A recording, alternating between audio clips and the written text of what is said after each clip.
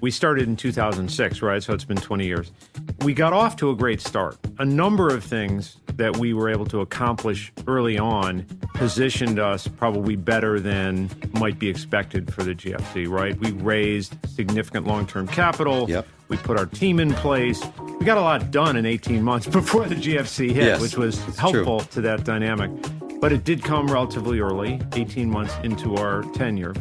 I think it taught me a number of very good lessons. And one of those was, I guess in an interesting way, prepare for the unexpected. Welcome to Private Capital Call, the podcast with leaders in asset management, investing, and capital markets. I'm your host, Randy Schwimmer.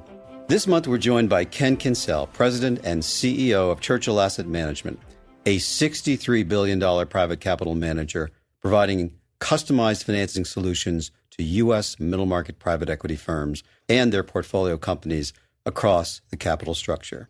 With over 35 years in the investment industry, Ken is a recognized leader in private credit and a frequent commentator on Bloomberg, CNBC, and the Wall Street Journal. He was named one of Private Debt Investor's 30 ChangeMakers and recently received a Lifetime Achievement Award from the M&A Advisor. Ken also happens to be my longtime business partner and best friend. We've worked together since 2006, and Ken, I've known you since 1993.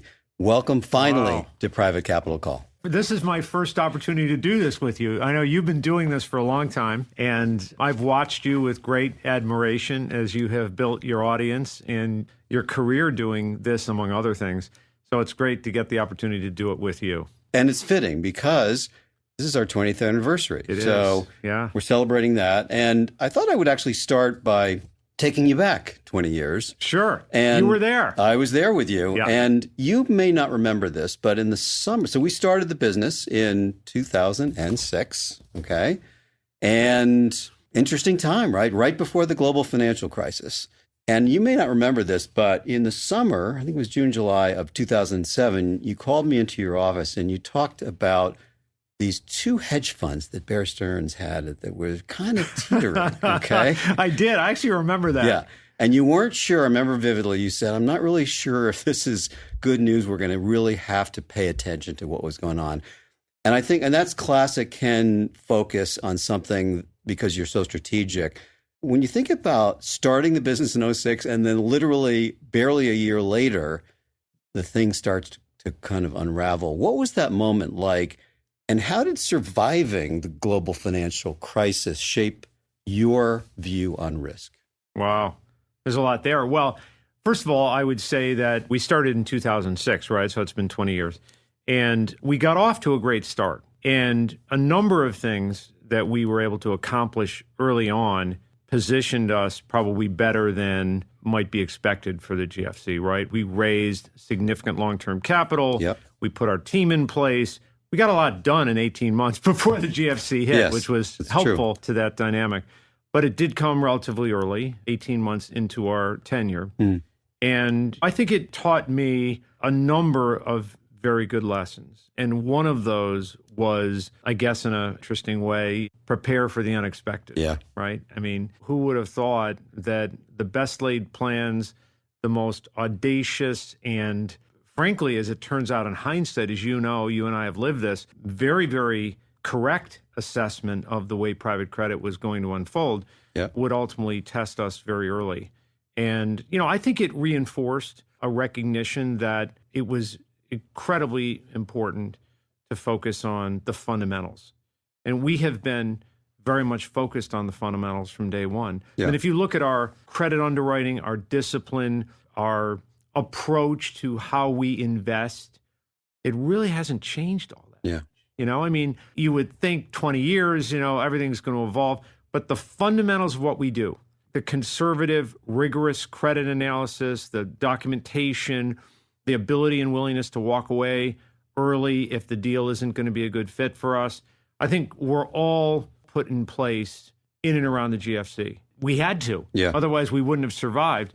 I think that the other thing, though, for us that I think was a lesson learned, and you certainly see that in tough times like the GFC, is that relationships and who your partners are in deals, whether that's the private equity firm themselves, or in many cases, early days, other lenders. Let's not forget that when we started doing private credit, the average direct lender was committing $25 million, Right.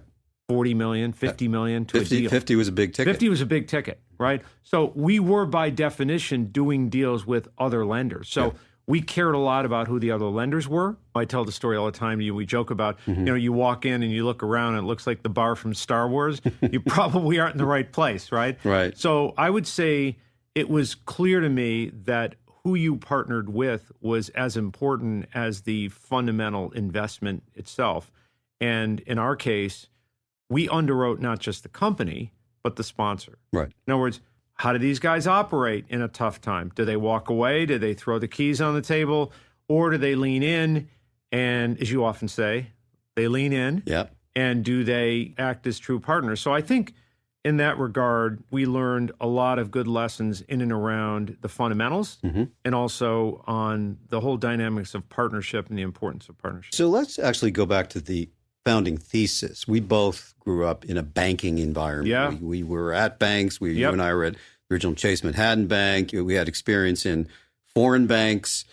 Yeah. But one of the things that was the common theme was that banks just don't do well holding leverage loans, right? That was one of those things that we just kept learning. And the thing that was the founding principle for Churchill was, okay, we think that a different structure will actually make it easier to hold those loans. And the structure was to have long-term capital, right, and so forth. And also focus on the middle markets. So maybe if you could, for our audience, give us your vision of why the middle market was so critical to starting off there, right? Because we started there. We're still there. Yeah. We didn't go up market. We didn't go down market. We started. Why is the middle market so important? Why was it then in your head that this is where we need to be? And today it feels like it's the best place to be. What's going on? Well, we certainly think it's the best place to be. In that regard, we have never wavered from our commitment to the core middle market. And I still believe today, in fact, I would make the argument it may even be better today than it was 10 or 15 or 20 years ago. I mean, it was always good, but I think it's, if anything, the dynamics have gotten even further in our favor. So just to roll it back to the banks, look, I think that what changed everything was Glass-Steagall, right? At the end of the day, you had these banks that really were kind of outside the window looking in, right? They were like in the picture window looking inside, wanting in on this investment banking and distribution business and the more attractive investment banking businesses where all those bankers had the flashy suspenders and the bow ties and were making all this money. And the commercial banks all felt like, gee, we're working hard. We're kind of doing the lending. We're doing the heavy lifting. These guys they underwrite to distribute, right? We can do that, right? That's easier. So I think there was always a desire on the part of the big banks to get into the securities business. In fact, a lot of them did. As you recall, I joined Chase in 1993 post Drexel, and it was all about getting into that high yield bond business, getting in the leverage lending business. And so I think there was always this desire to do that. And what happened really at the end of the day was dismantling of Glass-Steagall really allowed them to do it. And then when they started to look at the returns in lending and underwriting to distribute, the returns of being in the moving business, it became pretty clear that the return on equity, the return on capital, the fact that it didn't use as much capital and allowed them to show better ROEs, it became clear to the banks that that's where they wanted to be. And of course, that also kicked off a wave of consolidation. Yep. So you had banks getting larger and larger, the ability to underwrite more and more. And ultimately what that led to was, in many respects, a wholesale retreat from the core business of lending money to middle market companies. So I think the definition has always been pretty clear, but I mean, to put it in context, I define the middle market more broadly as businesses that have not graduated to the liquid credit markets, right? More broadly. Now, there are segments of the middle market. There's lower middle market. These are very small companies that are typically less than 10 million of EBITDA, raising capital, 50 million or so of financing. There's the large end of the market that is really almost competitive with the syndicated loan market, call it the upper middle market. And oftentimes it's in the syndicated loan market, depending on where the market is. But we always felt that the core middle market, companies with 10 to 100 million. Large, but not so large as to have graduated. Right. But also large enough so that they didn't hold single point risk of having one big customer or one significant product, or had a dynamic where they could be put at risk very easily, was always the most attractive place in the market to be. So we've said this for a long time. You and I have talked about this. I think it's still the best kept secret in private credit. And it's the space that we think offers the most attractive risk-adjusted returns. So that's where we started, was we didn't really like companies or businesses that were too small. Right. We never really loved deals to the extent that they started to compete in the syndicated market. Right. Now, interestingly enough, back then, none of us had enough capital to even do that. Correct. Right? So in that sense, once a company got large enough to do a liquid credit facility, they graduated, and there's no way we could follow them.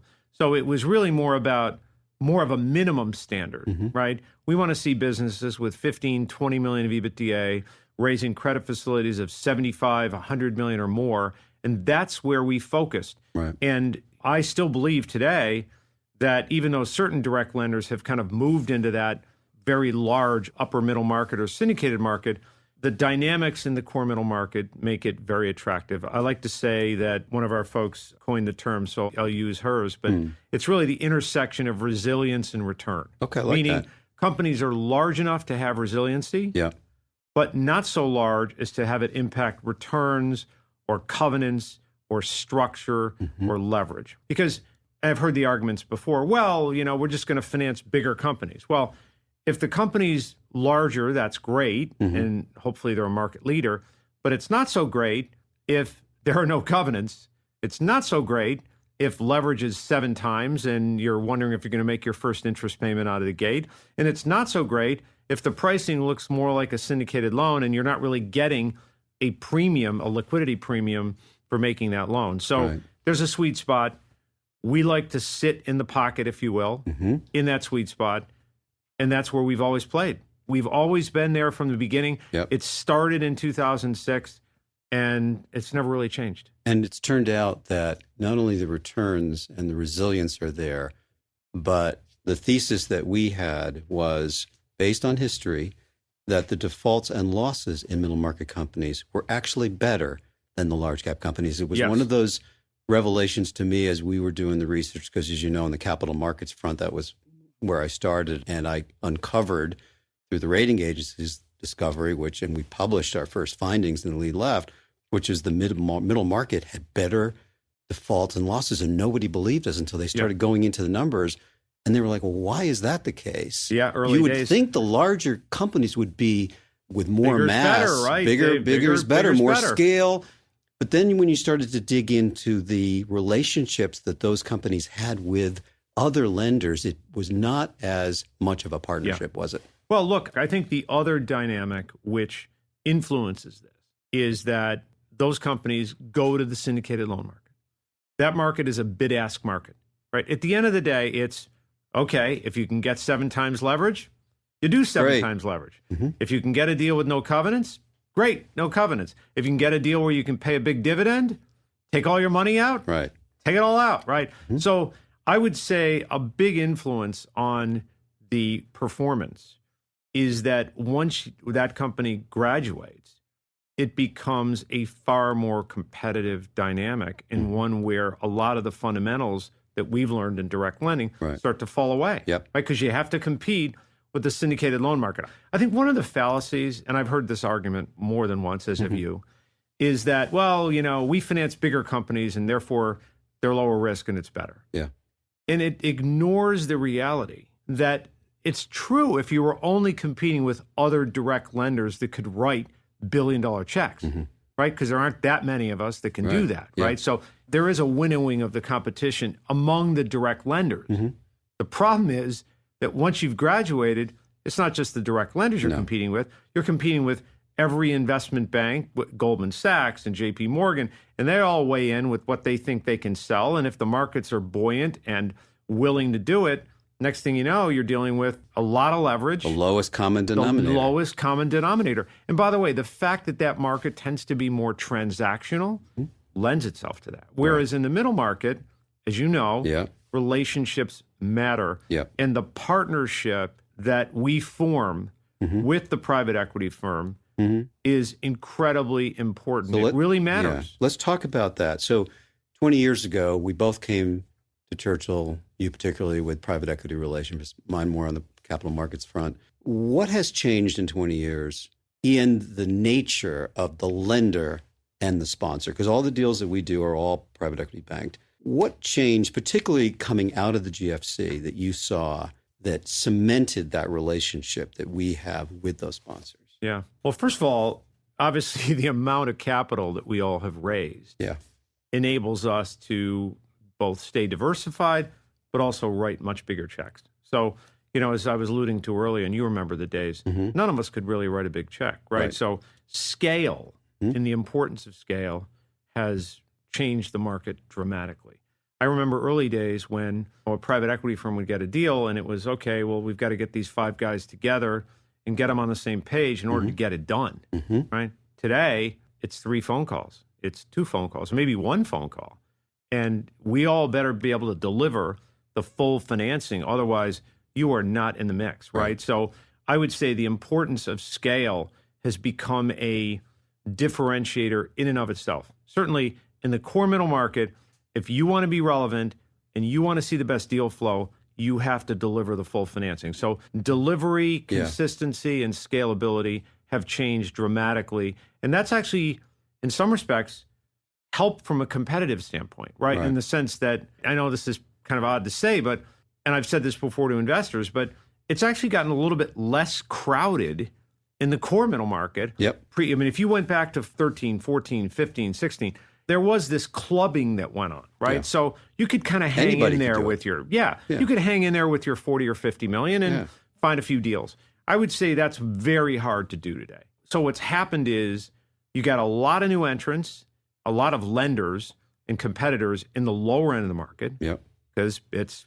40, 25, 50 million. And lots of guys can do that, particularly new entrants. And in the large end of the market, you have a limited number of direct lenders, but you have a large number of underwriters and banks, investment banks, that will do those deals too. So what's ironically happened is in the core middle market, the competition is somewhat less today. And I would say the other dynamic that has changed is that relationships, core relationships, the recognition that private equity has gone from, it was a little bit more transactional when, 20 years ago. Certainly 25, 30 years ago. I mean, it was like, go out and talk to all the banks, get the best proposal, go with that guy. And it had to be, because you couldn't find the right relationship that could do it all. Correct. But now, every deal is effectively entering into a growth project with that sponsor, right? In other words, how are you going to grow the business? What is it geographic? Which is not easy. Markets. It's in not this easy. Environment. And virtually every deal today that gets done in the middle market is a growth deal. I remember the days when it was all about, well, if you can get 7 times leverage and you put up 15% equity and you just ran the business for a few years, leverage would get you your return. That's not the case anymore. Nobody's doing deals to get returns just based on leverage. So I would argue that almost every deal we do now, you probably feel the same way, is a growth deal. Right? Has to be. I can't even remember the last time we saw a deal where we looked at it and said, the sponsor's paying 6 times for the business, it's not growing at all, and they're just going to manage it and hopefully pay down debt and then ultimately get a return. So what does that mean? What it means is that the partnership, the relationship that you have with the sponsor makes you a long-term partner invested in helping to grow that business. And so the better you are at helping them achieve that growth, the more user-friendly you are, the easier you are to deal with. The fact that you've done 30 deals with that private equity sponsor and the documentation is pretty much a given, all of those things make you more desirable as a partner. And all of those things have really benefited us, right? As one of the founding families of private credit 20 years ago. So if you could do a sentence or two on other strategies now that we've gone from credit solutions to private capital solutions. Talk just for a minute about how it's important to not just be a credit provider, but an equity provider, a secondaries provider. Talk Yeah, about that evolution. That's my favorite topic, as you know. So it's interesting, for the first 10 years of our life, we were essentially middle market cash flow direct lenders. And that's really where the market was. I mean, a lot of this other lending the banks were doing was still sitting with the banks, right? Asset-based lending and equipment financing. So we were in the space that most lenders were in, which is cash flow lending to mid-market businesses, in our case, the core middle market. But given how important private equity was and continues to be, and the relationships with private equity are to our business, and as we looked at ways to expand our business, one of the things that became clear to me is that it was probably going to be more, at least 10 years ago, it was probably going to be more of a horizontal growth opportunity than it was a vertical growth opportunity. So what do I mean by that? But meaning, rather than try to add other lending capabilities that by definition competed with the low-cost provider, the banks, adding a capability that was a natural for us was adding private equity and junior capital.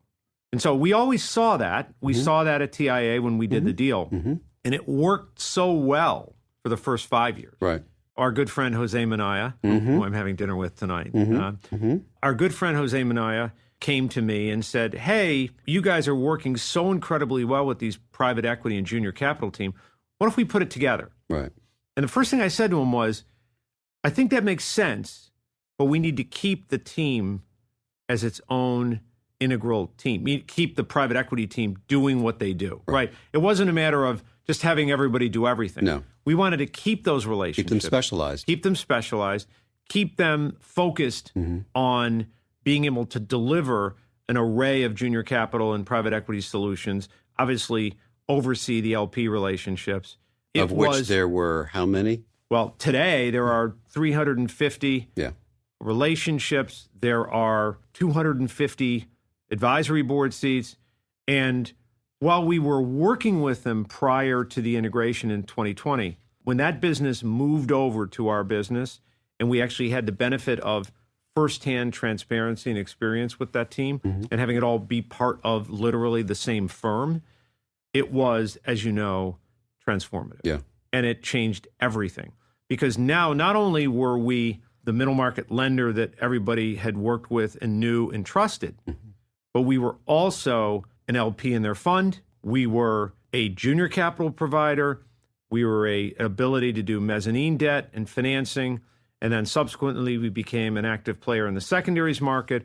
And of course, we had this large portfolio of private equity fund commitments. So there is no question that not only did it unlock tremendous opportunities to even grow and expand those relationships, but it also created a very, very differentiated access point for our investors. Right. Because now we could go to investors and say, we can deliver to you the whole of the middle market, the core middle market, up and down the balance sheet.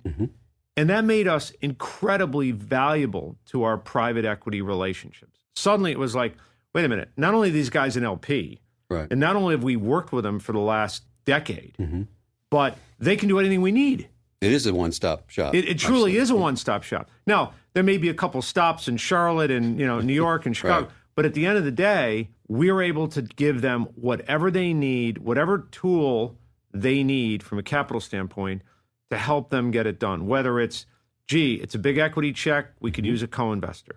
Whether it's, we're going to do a CV, one of our better companies, we want to raise some capital. Would you guys look at it? Well, you're already an investor in the fund. Of course, we're going to show you the CV. Yeah. Or do we need mezzanine capital? So we became even more valuable because of our ability to deliver a broad array of solutions. And we also became, in many respects, more valuable to our investors. Right. Because now we could show them that we could give them the full access. Yeah. And in fact, that was a big factor, not to get ahead of ourselves, but that was a big factor with Temasek when they decided to partner with us in the middle market. And that, a big part of it was the fact that we could give them unprecedented access to mid-market companies. Yeah, let's go to Temasek. So one of the things that you mentioned was scale and partnerships. And this week, it's also a timely conversation given the Nuveen and the news in terms of, again, a partnership and building a much bigger business. How do you think about the way, we were very fortunate to be with the right partner 10 years ago with TIA and Nuveen, and they have delivered everything and then some in terms of what the expectations and hopes were. How does a firm go about now, if you think about where we are 2026 and the next 10 years, about building through partnership versus organically? It seems crazy to think you can do this on your own. You can't. And how do you think about it as the CEO about picking the right partnerships and building a business that is all aligned as you build it? Yeah, so I wouldn't dismiss the organic part of this. Right. Obviously, we've grown a lot organically. That's true. Right? And certainly the tailwinds that we got from our partnership with TIA and Nuveen were a big part of that, both in terms of the balance sheet and their commitments to not just to our strategies directly, but to the funds that we've raised. I mean, we've massively benefited from that, no question. I would say, though, that the organic growth has really been staying true to our core principles, doing what we do and doing it well, raising investor capital and scaling the business dramatically over the last decade, and in many respects, utilizing the TIA capital, but diversifying away from it. In other words, I think, you and I have had this conversation before, and I'm actually having breakfast tomorrow with Emily Weiner, who's CIO there. And one of the things that she says often is that the fact that we diversified away from TIA enabled us to really deliver more for them. In other words, by bringing in third-party investors, we were able to actually do larger deals and grow the pie. Absolutely. So I think there is an organic element here that I wouldn't want to overlook, and TIA is a big reason for that organic development, and it's been critical to our growth. But there are three partnerships that I would say fundamentally reshaped our business really over the last 10 years. And in particular, we think about how we've managed to grow the business well beyond what we would have been, even with just TIA. So the first, obviously, is our partnership with them. But they brought Nuveen.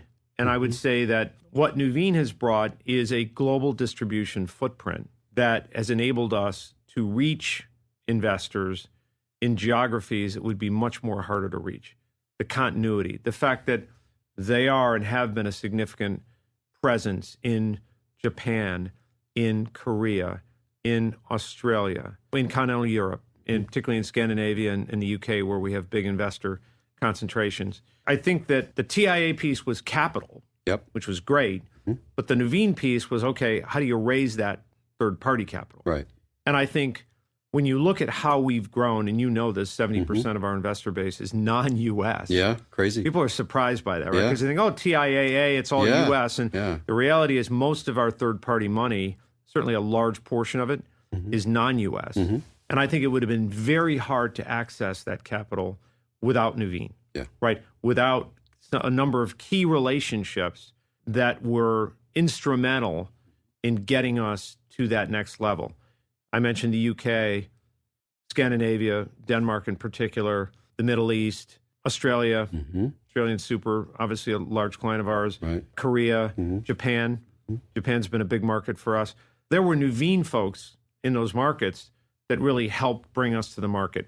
And while I think flying all over the world is an important part of what I do and what you do, the reality is that if we didn't have a presence in those markets, despite my 230,000 air miles last year alone, and yours as well, it would have been much harder to do. So I think that it wasn't just TIA, it was a Nuveen. So that I would say the TIA Nuveen ecosystem was really important. And the stability that consistent commitment of TIA brought to it. The second partnership, which really was born out of the realities that we were never going to do this again in Europe in our lifetime. Right? Maybe at some point, but it wasn't going to happen in the next 5 years when we embarked on this 3 years ago. And that was finding a partner in Europe that did what we did with tremendous, almost breathtaking similarity, and with an investor base that really doubled our access and our connectivity. With no overlap. With almost no overlap. I'll never forget the day that, I think it was Chris or one of our folks came into my office and said, we've done the analysis of their investors. We finally got their list, right? And then we shared our list. And we looked at the list and we said, wait a minute here, there's no overlap. None. Almost none. I think there were like 3 names. Okay. But out of like 700. Out of 700.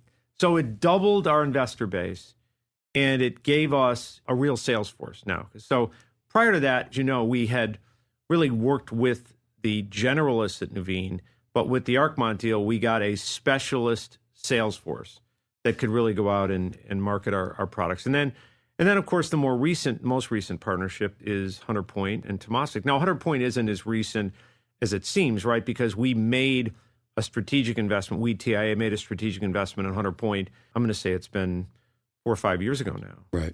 Maybe 5 years ago. To be a large LP and to have an interest in their GP. And that was a great fit because they were investing in the GPs themselves through the stakes business. Obviously, had a lot of connectivity and history with Bennett Goodman. Bennett and I went back to Drexel days. Yeah. I remember when Mike Arpey came to me and said he was leaving Carlyle and how he loved working with us and hoped that we would potentially partner with him. And lo and behold, here we are. Relationships, right? Here we are. And I remember Mike saying to me, well, I just left Carlyle. I just talked to David, and I'm super excited about this new opportunity. And I said, great. So what is it? He said, I can't tell you. He literally said, I'm partnering with Mr. Big. Oh, that's so what he funny. called him. And so obviously things played out. And then a few years ago, Bennett came to me and said, would you ever consider doing a GP stakes deal where we took a stake in you, right? So it's kind of like a mutual stakes thing. And I said, well, a stakes deal alone probably wouldn't necessarily be ideal for our partners. But if we could combine that, and he said, well, I've got just the solution for you. It's called a staple. So I'd never Had you heard of that before? No, I hadn't. No. And he said, well, we'll do a staple. I said, well, what's a staple? And he said, well, that's when we come in and do a GP stake, and we bring another partner along in the GP, but they actually commit capital as an LP as well, programmatic capital over a long period of time. And so that turned out to be ultimately Temasek. We traveled the world looking for the best partner. We found them. They're the largest investor in private equity in the world, and it's turned out to be a true, fantastic match. And so Temasek has already committed to a number of our strategies. In the words of their CEO and CIO, they want a long-term relationship to work with us to invest in the U.S. core middle market, in Europe, the European core middle market through Arcmont as well. And they could have done the deal with anyone, and very grateful that they chose to do that deal with us. And feel like we have TIA on the one hand, particularly in credit, although they're big in private equity as well. And now, of course, Temasek, a large investor in private equity in global. So it's been, those are probably the three partnerships that have shaped who we are and obviously have helped drive our success. So Ken, when you think about the next, let's say 10 years, and you mentioned 70% of our capital overseas, and a significant amount of that was institutional. So the growth, in fact, the growth in the industry has been mostly institutional. And I think what the institutional market has done is it's created a framework that works for investors, sophisticated investors, to find a path to get accessibility to private capital. But the next stage seems to be to then go to the retail market.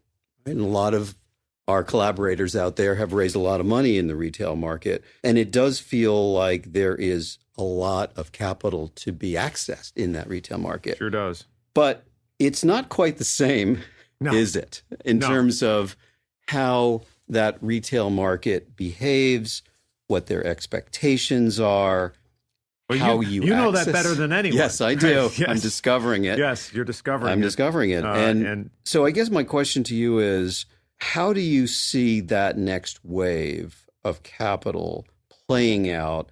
And in particular, how does a manager, and how do you want us to position ourselves to make sure that expectations from those investors, the same way we set those expectations for our institutional clients, how do you think about setting expectations for retail clients around private capital? First, I would say it's not a bad thing that we, probably as much or more than any other manager, have been validated by institutional investors. It's a good word, yep. In the sense that we have stood the test of time.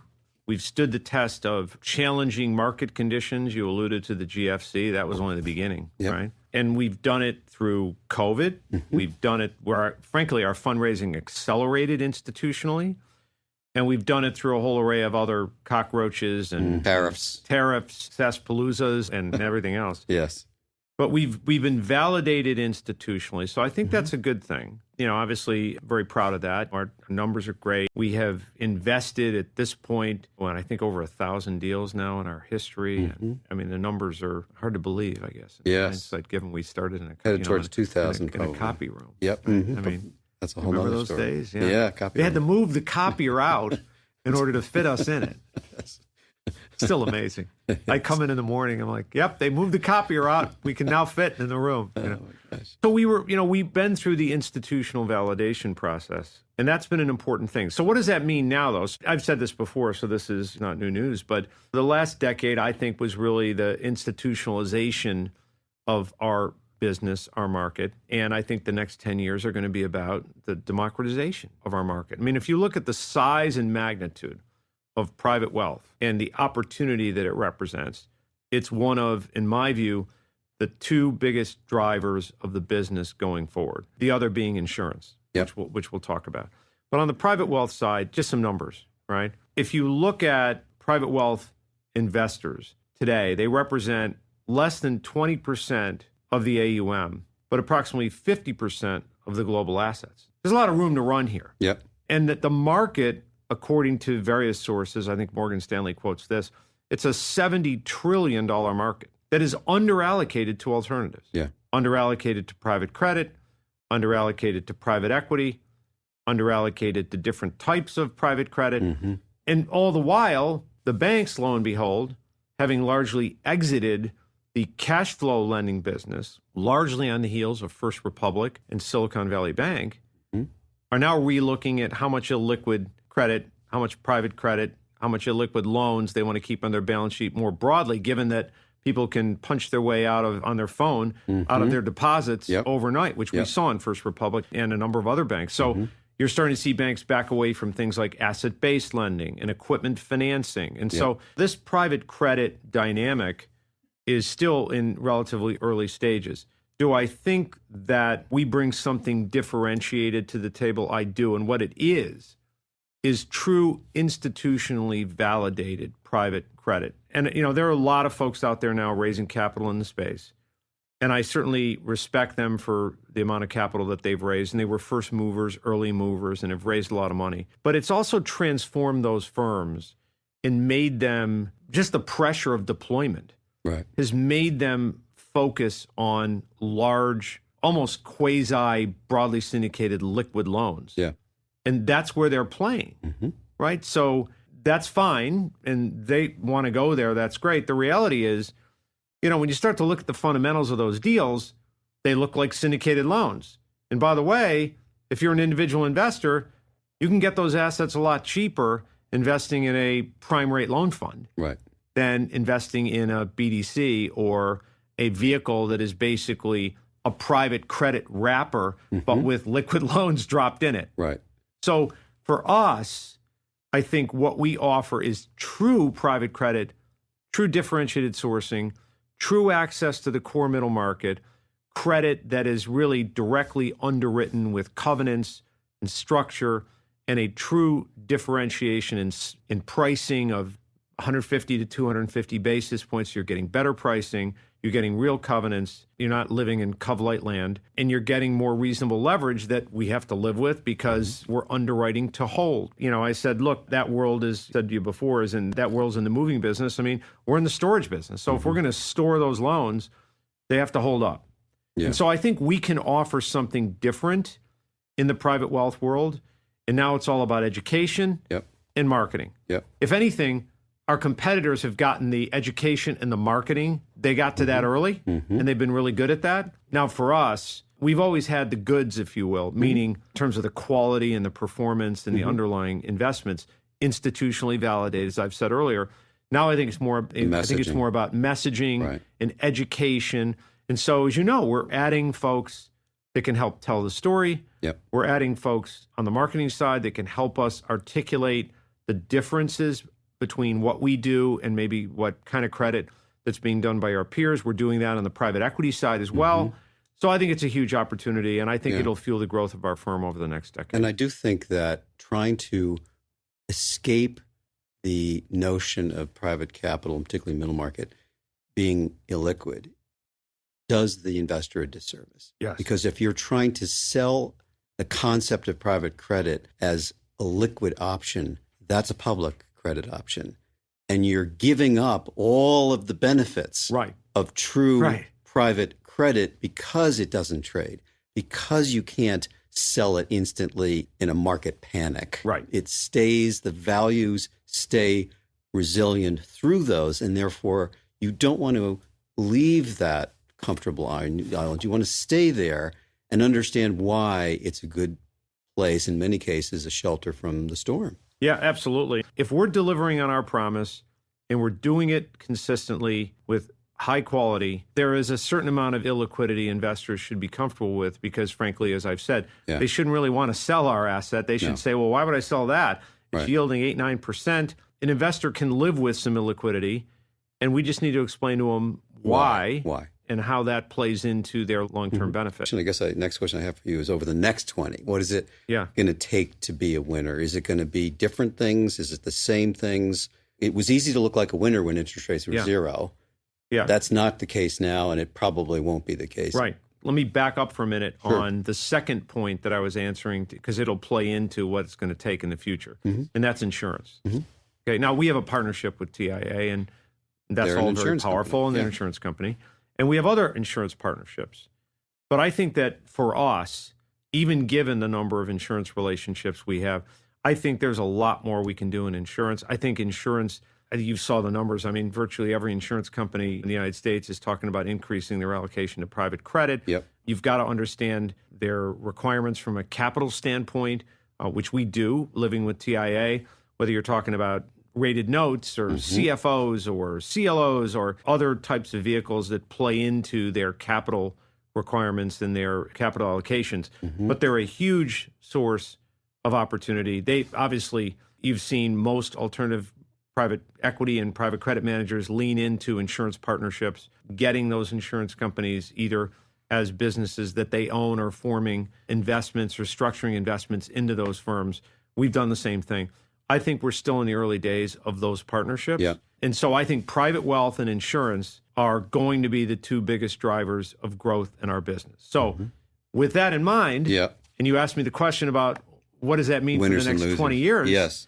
What I think it means is that those two areas in particular are going to be big drivers of growth, private wealth and insurance. The requirements in those areas are somewhat different. In private wealth, it's a brand. Got to have a brand. Got to have a recognizable brand. Individual investors want to know that they're investing with a long-term, respected brand. Advisors want to know that to recommend their customers. The beauty, of course, in our case, is we have lots of brands. Right? We have TIA. We have Nuveen, soon to have Schroders. Those are long-term incredibly brands. long-term, well-respected brands. And, of course, Churchill and Arcmont as well. So we have an established brand. We have a commitment to and an investment in education and a understanding that a brand scaled distribution framework to really reach the RIAs, the financial advisors, the broker-dealers, a commitment to education, and, of course, an institutionally validated track record. So I think we have all the tools in private wealth to get there, to be a significant player. And I would argue that while there have been a handful of firms that have dominated that wealth area, we are, in my view, in my humble view, the next large player in private wealth, meaning we have all the tools, we have all the capabilities, and certainly a good understanding of where that market is headed. Not to say we haven't been in that market and we haven't had good performance, because we have. But I think the opportunity in terms of moving the needle for us in private wealth is significant. And insurance, which requires a somewhat different skill set, is also an area where I think can really have an impact. So those are the areas of opportunity. What separates the leaders and what is it going to take over the next 20 years to really continue to create success? We'll be 90 years old by then, I guess, at some point, 80 years old. But I think it's really four things. The continued importance of scale. I don't think that's going away. I think, and it's scale with diversification too, right? The fact that when we fund a senior loan, we're funding that loan with 40, 50 separate vehicles, right? That ensures diversification. So it's scale, but but it's scale within the context of diversification. It's not, oh, we have scale and we're going to have one fund and we'll put $500 million into a single fund. Right. We don't like that. We want to be diversified. So, but it is scale. Because in the first instance, if you can't deliver the solution at scale, you're not even in the game. Right. The second really relates to raising capital, and that is track record. You've got to have a great track record, and ideally one that's been built over a long period of time, and we do. It's hard to believe, my friend, that we've been doing this for 20 years. So having that pre-GFC, even though it was 18 months, puts you in a small group of very small group players. A very small group. And of course, we all know each other now. Yeah. There's a handful of us left, right? Yeah. So yeah, I'd say track record. And low losses and all that, and the ability to articulate that to investors. I would say differentiated sourcing, huge. And in our case, a massive advantage. I mean, I can't, and I know you feel the same way, because you built our origination business, when we leaned into that advantage, it's huge. The fact that we're an LP in 350 plus private equity funds, and we're on the advisory board of 250 funds, maybe more in this Schroeder's opportunity. Yeah, it's true. That has been transformational. And so we can truly go to investors and say, we not only have done business with this sponsor for the last 20 years, actually, we're an LP in the fund. What does that mean? We have access to performance data. We have access to their portfolio. We have access to where they've done well and where they haven't done well. Have they done well in healthcare? Have they done well in consumer products? Have they done well in business services? Where have they excelled? And we can utilize all that information. And by the way, increasingly and more importantly with AI, as you know, we're leaning into AI in a major way, particularly as it relates to our portfolio, and take that information and use it to differentiate ourselves even further based upon those relationships and the access to information that we have.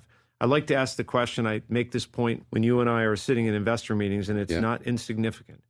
If I am one of your largest LPs, I meaning our firm, and we sit on your advisory board, separate team, Jason and Ann and Derek and team, but if we are on your advisory board and we are a large LP, and we have a proven 20-year history of being a leader in the private credit space, are you going to show us your opportunities, assuming we're at everything else right? Of course you are. You are. Yeah. Yeah. So I'd say sourcing. And then I think the alignment of TIAA as a big LP helps a lot. Because it not only meaning helps they're investing in every deal we do. Right. So if you're an investor coming into our fund, you know that trillion plus parent company, AAA, is also investing alongside. Is also investing alongside. And so what that means is that investors take great confidence in the fact that we have skin in the game. No question about it. And so when you think about the future, I think what you see is all of those key factors being critical to growth. You have opportunity in private wealth and in insurance. And at the end of the day, it's still all about partnerships and people. Don't forget that all those advantages go away if you don't have partnerships and you haven't formed strong partnerships.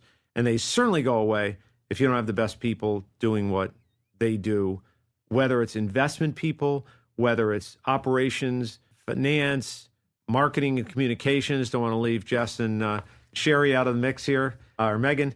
And so it's all about the people, and it's all about making sure that you're best in class. I can't emphasize that enough. At the end of the day, you and I both share a common commitment, and that is, I think we're humanists. Yes, absolutely. In the sense that we understand that you can have all the analysis and all the models and all the financial tools in the toolkit, but if you're not getting it right with the people, you won't endure. And so culture as a business scales is, in many respects, the hardest part. So let's talk about that, because it's one of the things I'm most proud of, building with you. And it does come from the top, and we share this. What is culture? When you think about preserving our culture, the thing that we've built, what does that mean? Like, why is it so important? And it was one of our founding principles. When we were looking for a partner, we were like, we got to find somebody who's committed to our asset class. We got to find somebody who's got capacity to help us grow. But we've got to find someone who's got the right culture, and we did. What is the Churchill culture, and why is it so important? And how do you protect it as we grow? Well, it's interesting. I've had it described to me in a number of different ways, but the best way to experience it is to like walk in our lobby. Okay. And what you feel, Emily Weiner said this to me, our CIO at TIA, investors have said this to me. They've said from the moment we walk into your firm, we have a number of things that, and I've heard this again and again. It starts with people are present, meaning they value the relationship. You can see that in how you are treated, how you are addressed, how we address each other, how we work together, how collaborative we are in the way that we approach decision making. It's funny, people talk about culture all the time, and it's a broad term and applies to a lot of dynamics. But the truth of the matter is, it starts at the top. And as much as you'd like to think it doesn't, it does. Has to. It starts at the top. So what does that mean? It means that I need to be a walking definition of how we operate. Because if I'm not operating that way, everybody looks at me or you or anyone on the executive committee and says, well, these guys talk about culture all the time, but they don't live it. They're not practicing and so they're basically telling us you don't really have to operate that way, right? And so I think in that sense, it has to be intentional. It has to be reinforced. And although it sounds very aspirational, it's actually behavioral. I mean, you have to live it. And how do we make decisions? We had a tough decision to make a few weeks ago, right? And we were literally split down the middle on a deal. That's true. Never happens, but that's one of the first times that's happened in a long time. And we followed our approach, which was, look, if we all can't agree, it's unanimous, or we're not doing it. Right. Because we're not going to look back and say, well, we agreed on the deal and you guys didn't, and we shouldn't have done it, or we should have done it. So it's how we navigate challenges. It's our core values. It's how we live our professional lives, empowering our people, ensuring that they're well positioned for success, thinking about them. And ultimately, my job as, I like to say, a servant leader is ultimately removing the barriers that are in their way, meaning fix stuff, right? And that's a really big part of my job. People get frustrated if they want to be the best and they can't. There's something blocking their way. Something blocking their way, okay? And I think a big part of my job is putting myself in their shoes and understanding when they're not able to do their best and figuring out how the heck are we going to fix this? And how are we going to, whether it's more resources, whether it's a better work dynamic, how do we fix it? And sometimes it's moving people out that maybe aren't conducive to them being the culture. To the culture and to being successful. So I think it's a really, really important question. It's probably the most important thing that we do is hiring and perpetrating this culture, which I'm sure will be around long after we're gone. And it's ultimately, I like to say this, and we've talked about this, every single person we hire either strengthens our culture or dilutes our culture at the end of the day, right? And so we got to be really careful. We got to hire the right people. We've got to take the time and the effort to get it right. We probably over-interview people at some level. And I think about the times we didn't over-interview them. Sometimes that didn't go so well. Correct. And by the way, sometimes it was they looked so good on paper that we just said, okay, well, a couple interviews and they're clearly going to be great. They have to be. Yeah, they're going to be great. And the honest answer is somebody can look great on paper, but if they're not the right cultural fit, it's never going to work. But it does start at the top. And there's a lot of pressure to grow and expand. And frankly, if you look at our head count overall, we run pretty lean. We have $260+ billion business. Yeah, I mean, and we're 60 some odd billion and we're 230 people here in the U.S. business. That's not a lot. In fact, most of our peers have 2 or 3 times or more the number of people. So we do run lean, but we give a lot of responsibility and we make sure that we get it right. And when we don't get it right, when I think about the mistakes that we fixed, I think that you get a lot of credit when you fix those mistakes because people don't necessarily think that you know what's going on. And when you show them that you do. Even if it takes a while, you get it now. They actually saw it. Like they and they did something about it. They did something about it. So I think it's important when you don't have a good fit to, quote, do something about it. And I think in our case, we've tried to do that. And that can be hard because you and I are people. We're people, right? And so we like people and we want people to be successful and that we want people to achieve. So I think it's a delicate balance, but at the end of the day, the right answer usually becomes very obvious in terms of both hiring and making changes.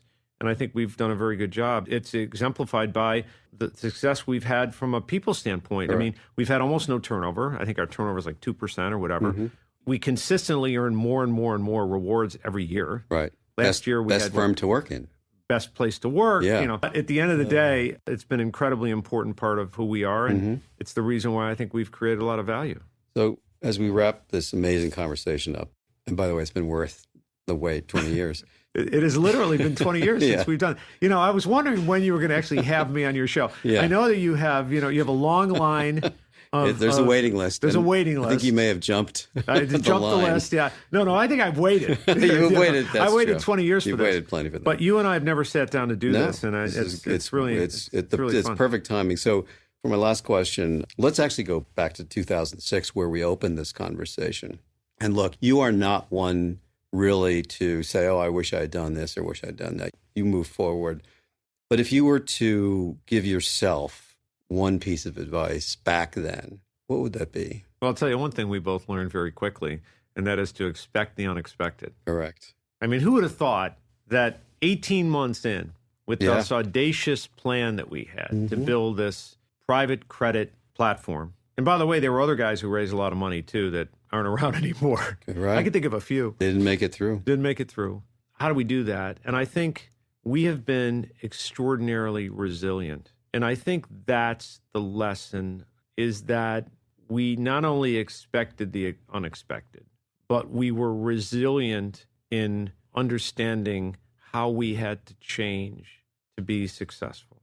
If I think about those early days and the GFC and how things played out, and as you know, we went through a lot. We had, I think we call it Churchill 1.0, 2.0, and 3.0, and there's probably a 1.5 and 2.6 along the way.